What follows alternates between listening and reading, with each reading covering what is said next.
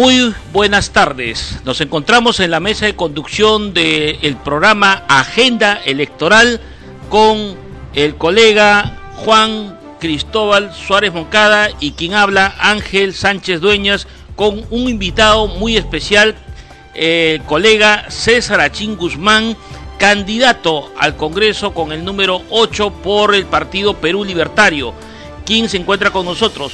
César, te damos la bienvenida a esta tu casa también, porque tú eres miembro de la gloriosa Federación de Periodistas del Perú, un integrante muy activo, muy perseverante y sobre todo consecuente con sus ideas y con su posición. Para nosotros es bastante grato saber, conocer de que estás postulando al Congreso de la República con el número 8 por el partido Perú Libertario que lidera pues Vladimir Cerrón. Queremos conocer un poco las propuestas que estás trayendo para llevar en ejecución en proyectos de leyes que se van a realizar en una eventual elección tuya como congresista. En primer lugar, muy buenas tardes a toda la audiencia de radio y televisión online de la Federación de Periodistas del Perú y a Ángel, a Juan Suárez, que conducen el bloque Agenda Electoral. Lo quiero sintetizar en 4 elementos fundamentales: educación para todos, salud universal o sin discriminación, trabajo de calidad y seguridad ciudadana o seguridad para toda la familia, cambio de constitución para el desarrollo. Es un enfoque que nosotros lo traemos desde Perú Libertario porque ha señalado algo importante y quiero tocar como un paréntesis esto. Yo estoy en la lista no como resultado de que yo lo haya buscado. Integro la lista a pedido del presidente del partido, del líder del partido, que es Vladimir Cerrón. Me lo pidió que integrara la lista y me siento honrado porque es resultado de la consecuencia en una posición política que uno mantiene a lo largo de su vida. Eso como un primer paso. En segundo lugar, me haces una pregunta, lo que podríamos llevar. Yo siempre soy defensor de la libertad de expresión plena, la libertad de culto, de pensamiento. Pienso que en el Perú debe haber cambios a ese respecto, porque hace un momento compartimos en un salón, tú en otro salón, estaba yo en Gustavo Mosme, tú estabas en Porras Barrencea, estaban tocando un taller sobre medios de comunicación en el Perú, un taller internacional que ha organizado el Congreso de la República, pero resulta algo irónico cuando se habla de autorregulación. Personalmente yo no creo que los medios de información se autorregulen. Es como pedirle a un banquero que autorregule la especulación financiera que practica todos los días. Es un absurdo. Tiene que haber controles del Estado, tiene que haber regulación del Estado, que se supone representa a la sociedad. Entonces, eso no significa avasallar a los medios. Contrariamente, que los medios cumplan el papel de informar y de educar. Pero hay un riesgo, César, en ese aspecto que realmente preocupa a los que ejercemos el periodismo y a los medios de comunicación, sobre todo el garantizar la pluralidad. Cuando hay un control por parte del Estado, por parte principalmente del gobierno de turno, esto puede llevar justamente a que los medios de comunicación no afines sean más rigurosamente supervisados, y en el tema de los contenidos, que eso es lo que justamente los gobiernos tratan pues de evitar cuando no son muy afectos o afines a su gestión. Por eso es que hay muchos tratados al respecto que garantiza la libertad de expresión y la libertad de prensa sin ninguna injerencia por parte del Estado, y eso está en los tratados internacionales. Iríamos un poco en contra de la corriente que ya a nivel internacional se está manejando al respecto. ¿No crees que es realmente peligroso ese tema? Yo pienso que aquí en el Perú estamos manejando paradigmas del siglo anterior.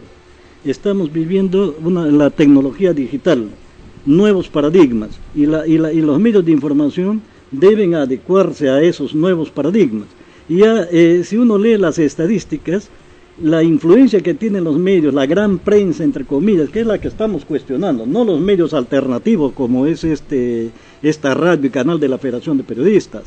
Estamos hablando de esa gran prensa. Por un lado tienes que un grupo te controla el 85% de la prensa escrita, televisiva, y por el otro lado tienes dos grupos más y al final llegan cerca al 99%. Pero lo que decía ese profesor de la Universidad de Lima hoy día, ellos imponen la información en función a intereses económicos, muy diferente a los intereses de la ciudadanía, a los intereses de la sociedad mayoritaria. El problema es hay un conflicto ahí, y pienso que debemos tener un enfoque para cambiar. Yo coincido plenamente contigo, Ángel, en el sentido de que los gobiernos tampoco pueden venir y avasallar, que porque le critican a un gobernante... Ya está ocurriendo. Recordemos bien claro cómo a comienzos del año 83 se pretendió debatir en el Congreso de la República la ley del negacionismo, esta ley que pretendía justamente encarcelar y clausurar medios de comunicación con penas mucho mayores al que verdaderamente había cometido el delito.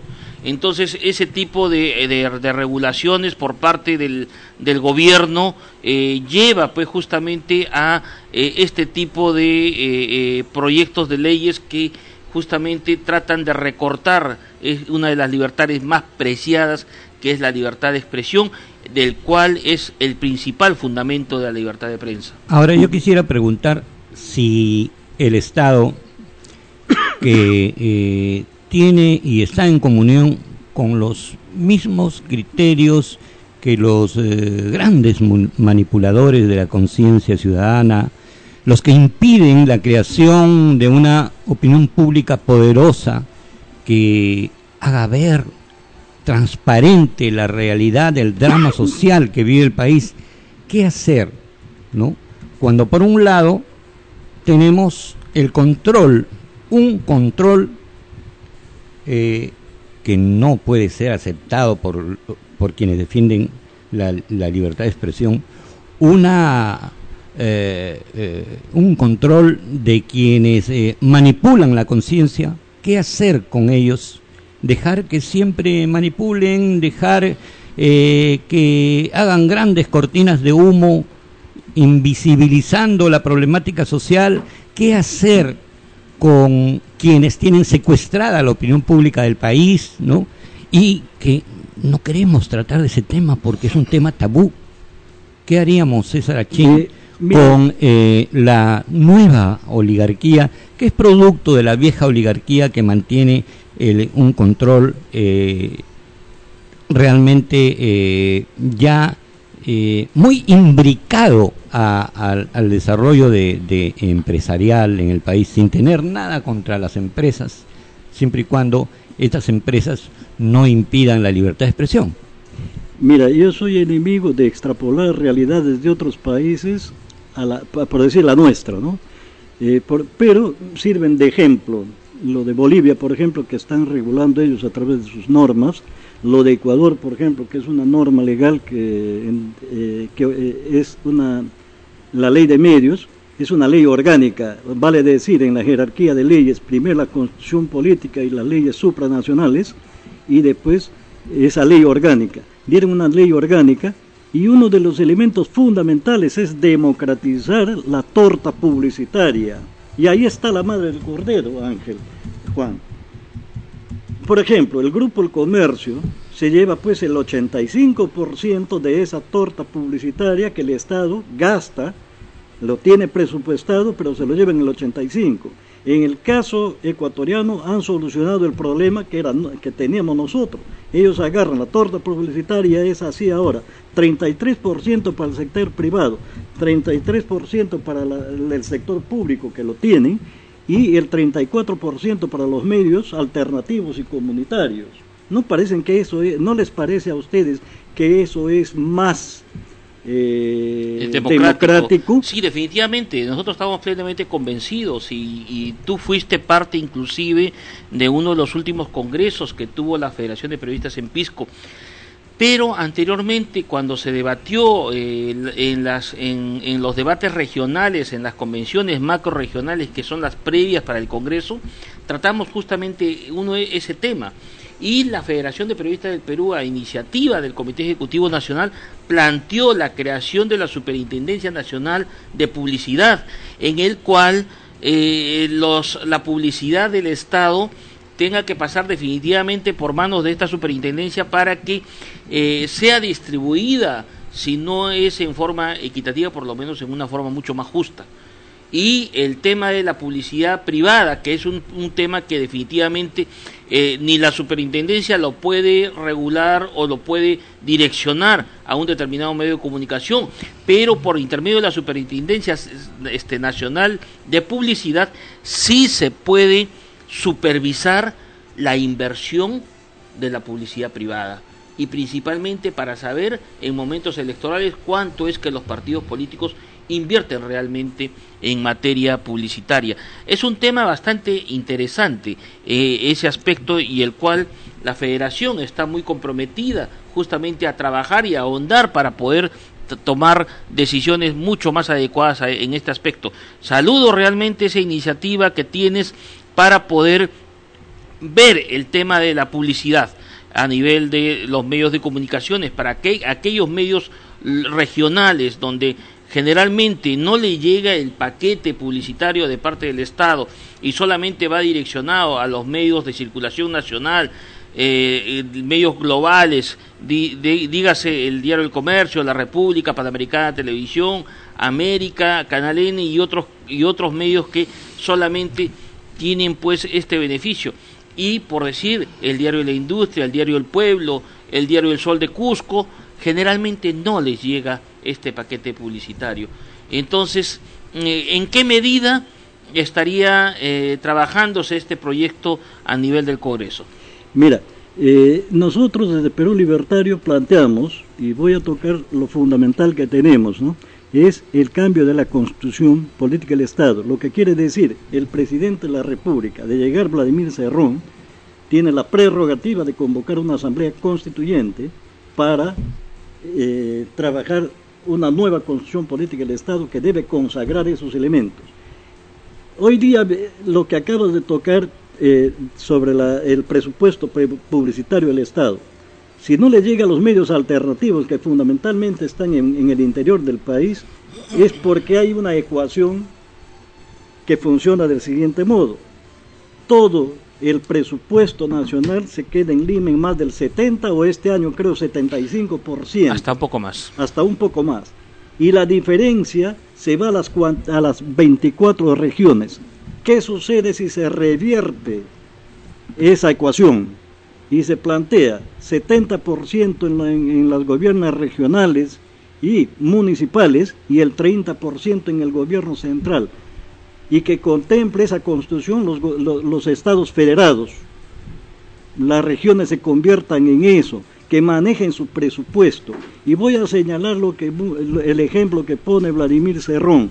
Huancavelica, por ejemplo, con la hidroeléctrica del Mantaro, genera 800 millones, 4.000 millones más aporta al Producto Interno Bruto del Estado. Pero ¿cuánto le dan? 200 millones, y es una de las regiones más pobres. César, pero ¿tú crees que en el Perú existen condiciones para poder llegar a una reforma constitucional? Porque la reforma constitucional básicamente tiene que ir encaminada a una reforma del sistema económico y político del país. Hay una gran resistencia, porque nos han asustado durante mucho tiempo que tocar o cambiar la Constitución va a crear una inestabilidad en las inversiones. No tenemos de repente en el Perú, si yo quisiera escuchar de parte tuya, cuáles serían las condiciones que tendrían que crearse para poder llegar a esta reforma, como lo hizo Bolivia, como lo hizo México en el año 2012. No tiene mucho de haber llevado a cabo la reforma de tanto de México ni como de Bolivia. Bolivia se está yendo por una tercera reforma constitucional. ¿El Perú llegará a ese punto? Mira, cuando uno analiza, porque cuando estamos hablando de la Constitución del 93, que es una Constitución que nace producto de un golpe de Estado que da Fujimori, y que este paréntesis es importante porque la ciudadanía debe saber, cuando Fujimori llega al gobierno, él no tenía un plan de gobierno y coge los 11 puntos del consenso de Washington, que después el consenso de Washington muta a neoliberalismo 1 o el consenso de Washington 2, y al final deriva en lo que conocemos como neoliberalismo, que es un programa del capitalismo para salvar al capitalismo de la crisis que viene desde el año 70. Esa constitución la da Fujimori para implementar el neoliberalismo. Fujimori en la cárcel, el autor, el que impuso esa constitución para implementar el neoliberalismo en el Perú, no ha sido modificado, no ha sido cambiado. Tenemos a un presidente que cuando juramenta el 28 de julio, al gobierno juramenta sobre la Constitución de 1979. No se hizo nada, se mantiene intocable como un tabú. Esa Constitución nociva, que en los artículos, creo que el 67 y más, que ven con el capítulo económico, desvisten al Estado de su esencia como Estado, lo reducen a su mínima expresión y lanzan pues la privatización de todo el mercado de capitales, es colocado en subasta la oferta y demanda. Hasta el año 92, por ejemplo, en el mercado de capitales, el Banco Central de Reserva te controlaba, regulaba las operaciones activas y pasivas del sistema financiero. Fujimori da una resolución y lo suelta al mercado. Viene un banco que se llamó en ese momento un banco chileno, el Banco del Trabajo, y cobraba tasas de interés, tasas efectivas de interés, lo que le llaman la TEA, las tasas anuales de interés de más del 200% a los trabajadores. Recordemos que el presidente de este banco terminó preso. Pero Ángel, pero eso es lo que se hizo. Y hoy día tienes tú, si tienes una tarjeta de crédito, hay tarjetas de crédito por el retiro de dinero en efectivo, te están cobrando más de 100% de tasa efectiva. ¿Por qué? Porque según la ley orgánica de la Superintendencia de Banca y Seguros, está sujeto a la oferta y demanda. Debe haber regulación en todos los aspectos. Hablamos de la regulación en el campo nuestro, que es el periodismo, pero debe haber regulación en sectores estratégicos fundamentales. No puede estar así. Es que el Estado el Estado que actualmente tenemos es un Estado colocado al servicio de los mercados. Nosotros necesitamos un Estado cuyos mercados estén al servicio del Estado peruano. La economía al servicio de la inversión privada. No, necesitamos una economía al servicio del hombre. Entonces, hay que revertir muchas cosas. Ahora, tu pregunta fundamental es, ¿cómo Bolivia llega a eso? ¿Cómo México? ¿Cómo haríamos nosotros, el mismo Ecuador, que han hecho su no reforma, una nueva constitución? Lo que hay que hacer es, pues, una respuesta muy sencilla sería decirte, depende de la correlación de fuerzas con que se llegue al Parlamento, porque sería determinante. No vaya a ser que se nombre una constituyente y sean los mismos que han hecho la del 93 o gente que tiene ese pensamiento que vuelvan a sacar lo mismo o salgan legalizando por segunda vez todo lo que han hecho con el Estado, lo han reducido a su mínima expresión. Entonces necesita una presencia de todos los sectores. Tendría que haber básicamente una concientización por parte de los partidos políticos que promuevan esta reforma hacia la población, para que la población pueda tomar una determinación al respecto y saber elegir realmente a sus representantes que van a defender pues esta reforma, ¿no? El Perú Libertario lo tiene claro eso, porque nosotros planteamos llamar a un referéndum. Para preguntarle a la población, y lógicamente antecede el proceso de pedagogía política que hay que hacer al respecto. Entonces, preguntar a la población si están de acuerdo por el cambio de la Constitución, por una nueva Constitución. Si sale positivo, entonces convocar a una constituyente en el que estén representados desde los trabajadores, los maestros, los periodistas, la CONFIEP, la Sociedad Nacional de Industria, de Minería, pero que estén con sus representantes y salga una constitución que realmente refleje el espíritu de la sociedad en su conjunto. Así es. Mira, César, Juan, realmente en estos momentos los partidos políticos que están en la contienda electoral y los grupos empresariales, sobre todo, están hablando de un pacto social. Un nuevo pacto social. Es un nuevo pacto social, pero recordemos que el pacto social del cual están hablando está basado principalmente y fundamentalmente en lo que es el contrato social.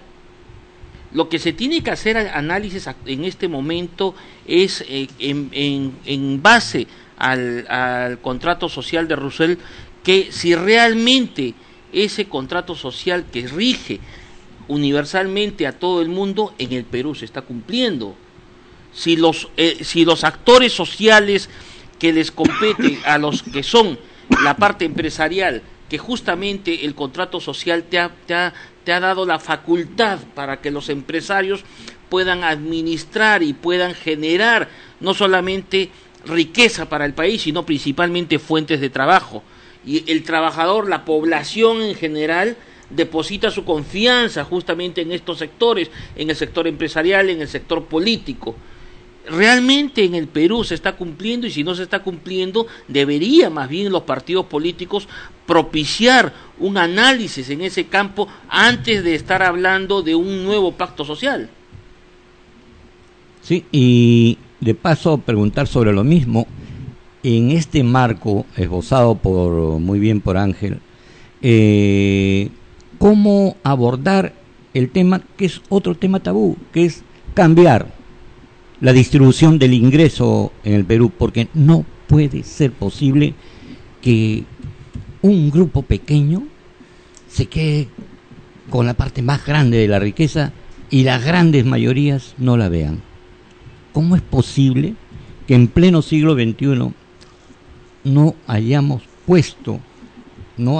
sido capaces de vertebrar políticas públicas para cambiar radicalmente la distribución del ingreso en el Perú? Esto en el marco de lo preguntado por Ángel del pacto social. Y claro, tal como lo vemos ahora, es un problema de centralismo. Y el centralismo se agudiza no en cuestiones así domésticas, es en lo esencial, que es lo económico. Es un Estado centralista.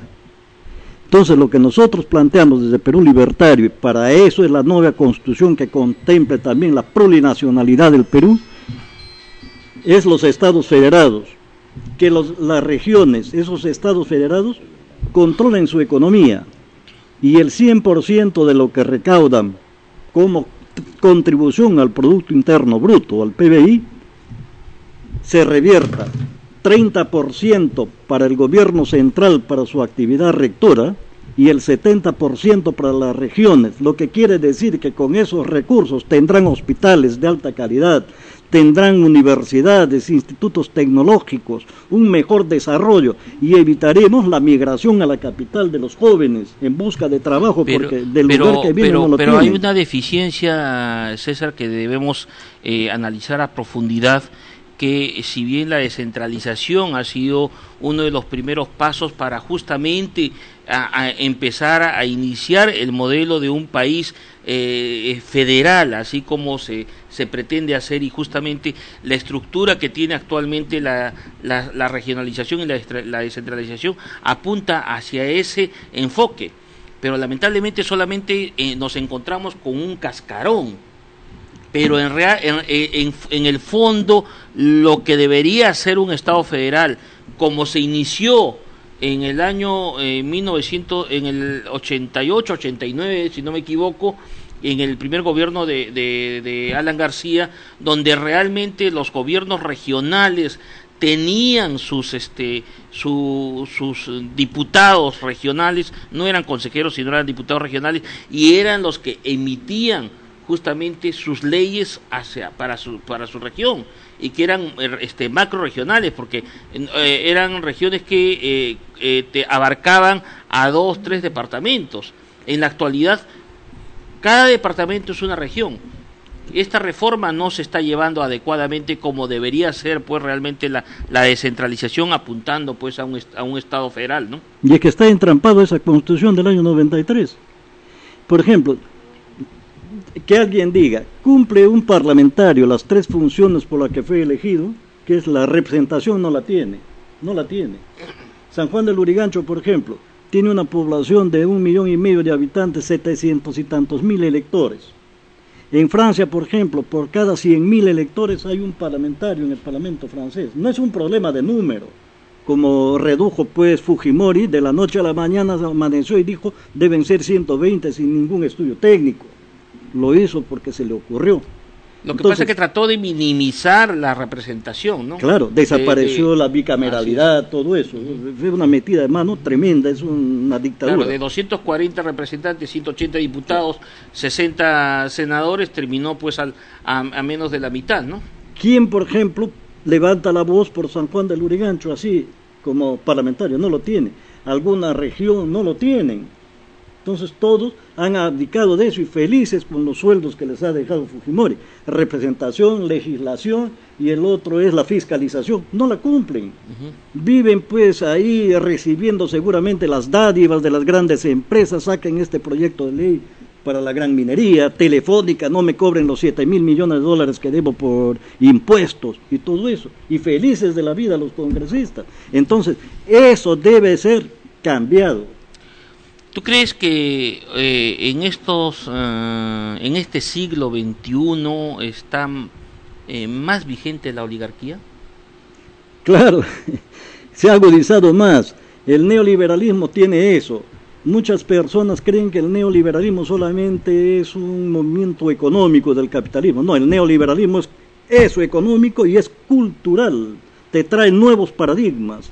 De admirar al que tiene un buen auto, de admirar al que saca tarjetas de crédito, como naipes, de admirar que tenga una buena casa sin saber si ha asaltado un banco para ello, sin saber que ha hecho narcotráfico. Y sobre todo de tener defensores, el sector empresarial, de tener defensores gratuitos en muchos casos. Claro, ese nuevo elemento que se está dando y uno lo ve en Brasil, por ejemplo. Porque lamentablemente acá en el Perú terminan siendo los dirigentes gremiales, terminan siendo acorralados en una emboscada mediática cuando van a una entrevista a un canal, a una radio, a una emisora radial.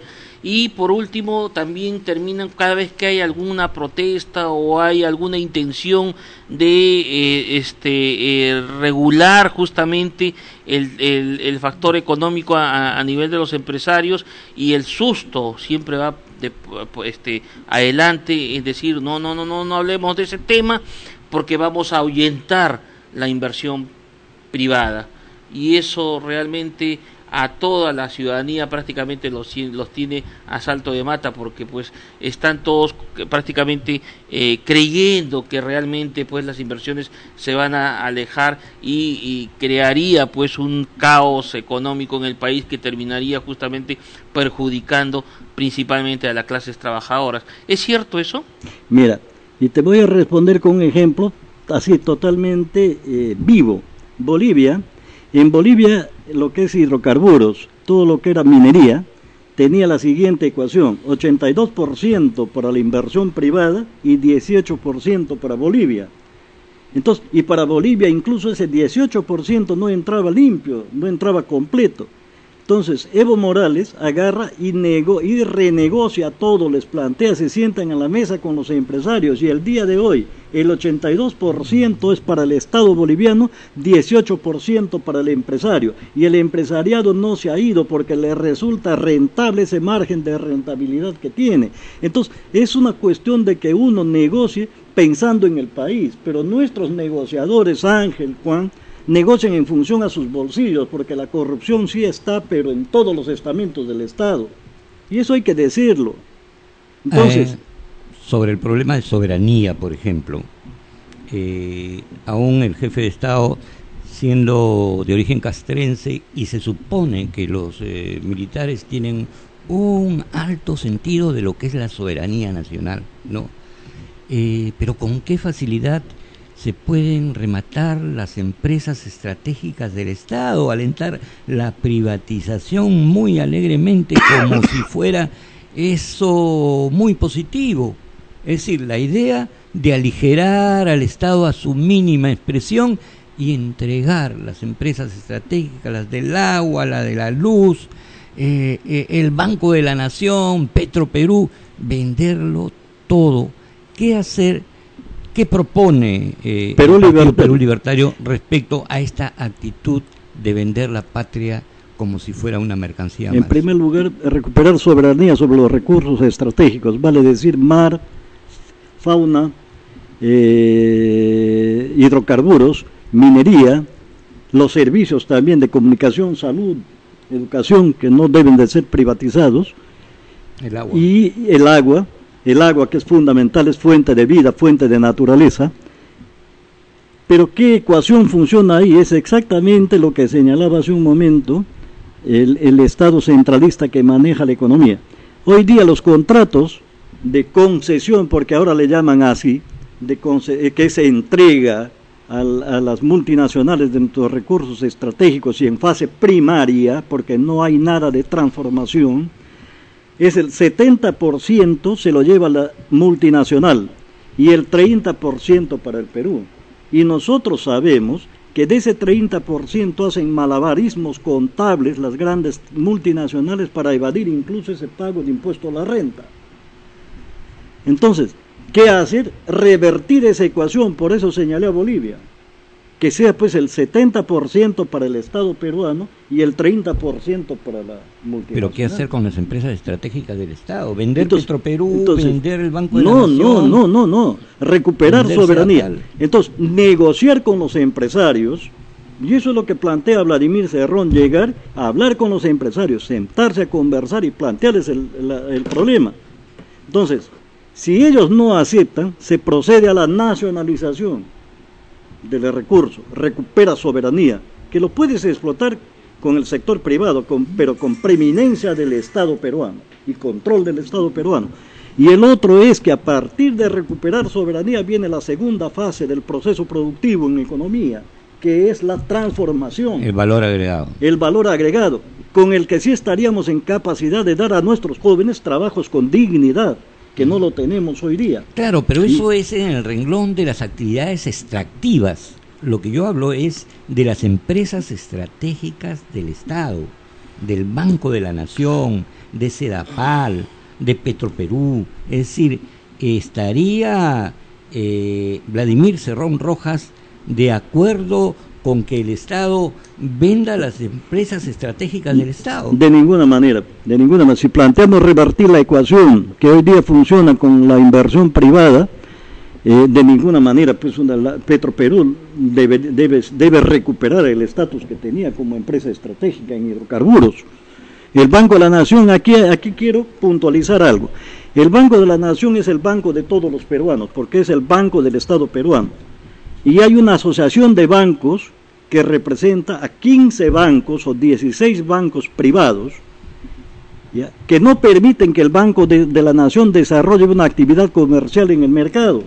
¿Por qué? Porque consideran ellos que es una competencia desleal que el banco, que es fuertísimo, desarrolle esa actividad, porque ellos colocan, por decir, a una tasa de 17%, mientras los otros colocan a 35, 45, oligopolio. 60, 70%. Claro.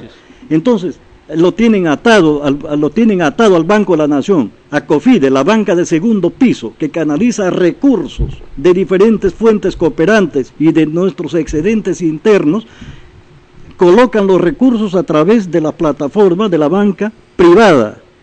Y cuando llega a través de ellos, que les llega al 6%, 7% de interés, esos recursos, cuando salen para ser colocados en el pequeño empresario y eso, salen pues volando con 30, 25, 24% o más.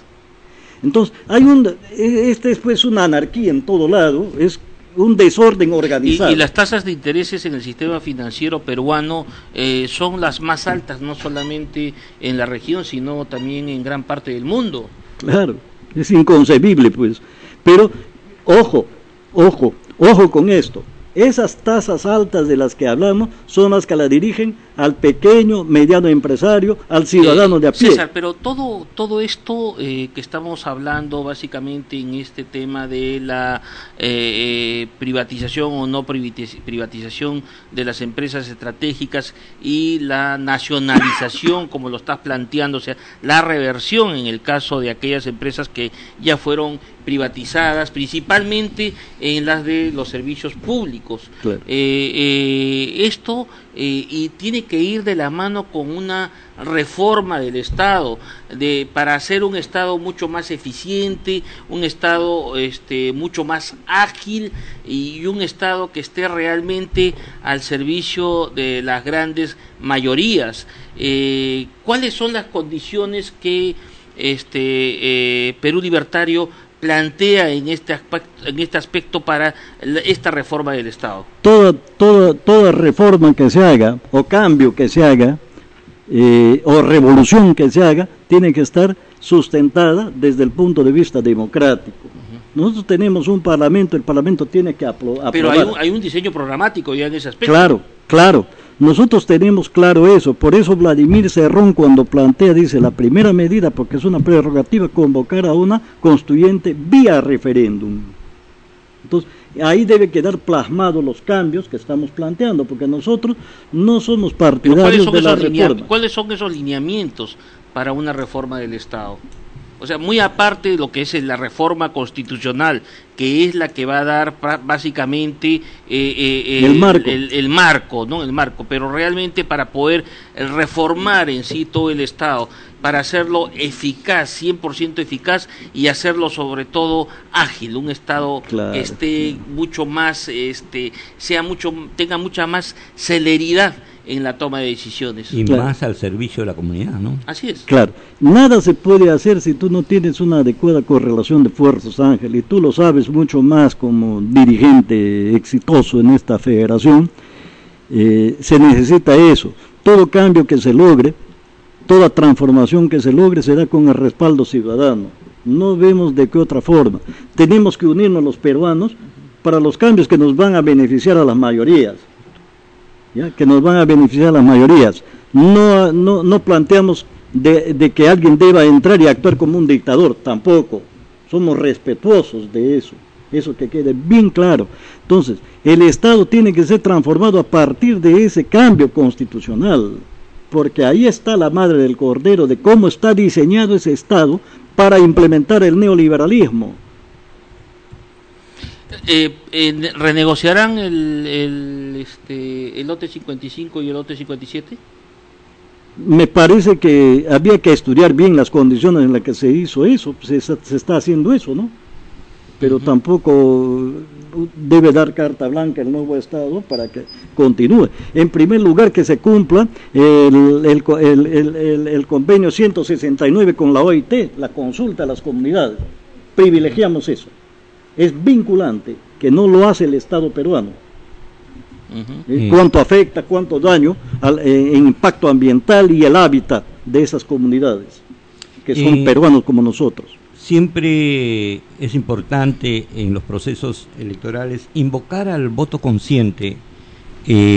Alguien decía que los votos deberían pesarse y no contarse. ¿Cuál sería la invocación para que en este mes de abril los peruanos no se equivoquen una vez más y nos encontremos ante un episodio, ante un nuevo mandatario que trabaje de espaldas al país, nos defraude y dilapide todo el apoyo generoso de los electores?